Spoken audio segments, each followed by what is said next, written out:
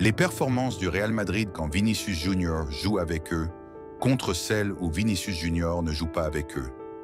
Depuis après la défaite du Real Madrid face à l'Espagnol Barcelone, ce débat prend de l'ampleur parmi les supporters du Real Madrid. Certains disent pas que l'équipe est meilleure sans Vinicius, d'autres disent le contraire en affirmant qu'avec un bon Vinicius sur le terrain, on a des avantages sur les différents adversaires. Il est un joueur qui peut faire la différence et il est généralement présent au rendez-vous dans les grandes rencontres. Et donc Vinicius reste un avantage certain pour le Real Madrid. Les performances du Real Madrid varient considérablement en fonction de la présence ou de l'absence de Vinicius Junior avec eux X sur le terrain. Il est un joueur clé, souvent capable de faire la différence dans chaque match grâce à ses talents de dribble et de finition. Les absences de Vinicius Junior, de plus en plus fréquentes en raison de ses accumulations de cartons, ont permis à d'autres joueurs comme Mbappé, Rodrigo ou Brahim d'occuper ce flanc gauche sur lequel ils se sentent si à l'aise, mais qui a été pendant des années la propriété du numéro 7 madrilène.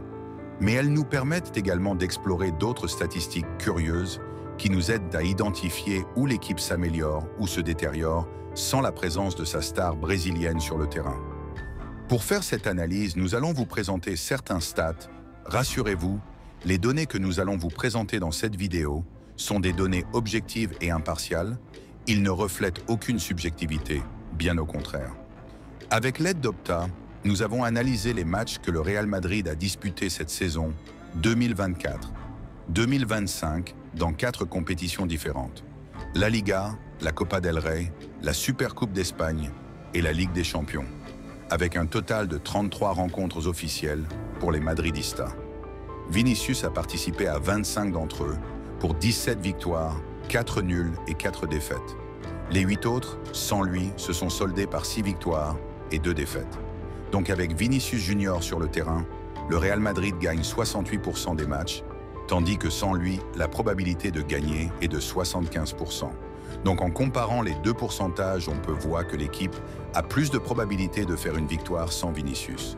Les chiffres nous indiquent que le nombre moyen de points marqués avec lui est de 2,2, tandis que sans lui, il augmente légèrement à 2,3. Qu'est-ce que ça donne en détail? Un fait qui plaide en faveur du Brésilien est que le nombre moyen de buts augmente également lorsqu'il est sur le terrain.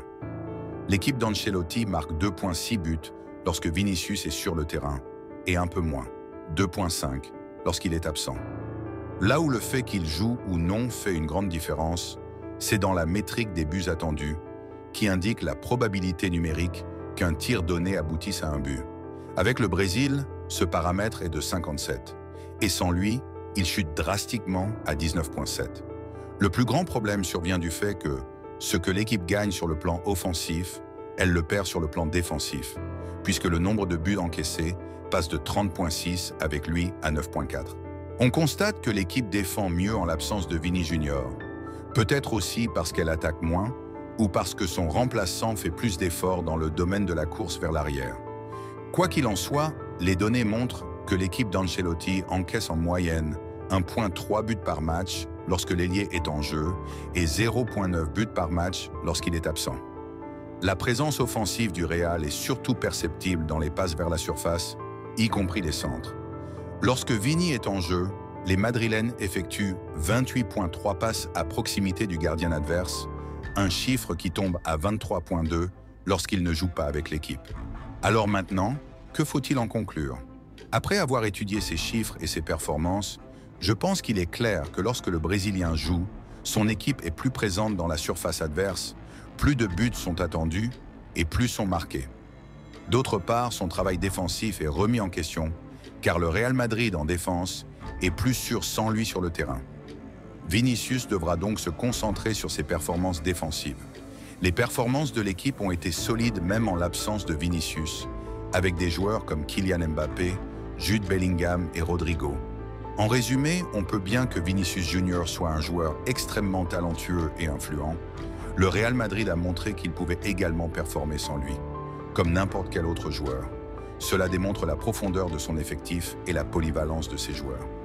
Cela montre que l'équipe a la capacité de s'adapter et de continuer à obtenir de bons résultats, même en l'absence de l'un de ses joueurs clés.